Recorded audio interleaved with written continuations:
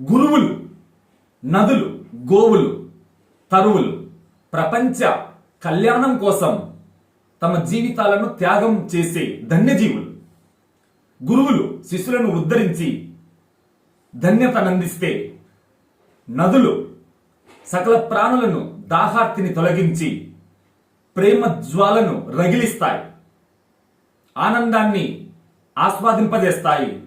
మరి పవిత్రమైన తరువులు అంటే వృక్షములు సకల జీవకోటిని ప్రేమతో ఆహ్వానించి తమ పుష్పాలను, తమ ఫలములను భక్తితో ప్రేమ మీరగా ప్రసాదిస్తాయి. మరి గోవులు కూడా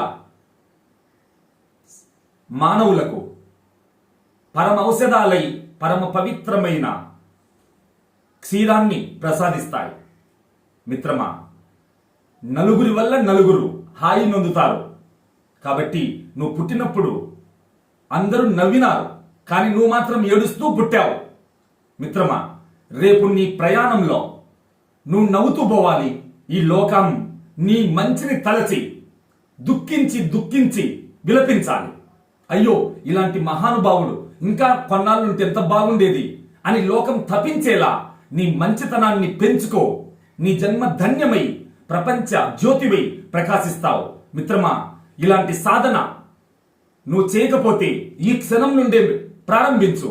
నీ జన్మ ధన్యమై విశ్వజ్యోతివై వర్ధిల్లుతావు. జై శ్రీరామ్.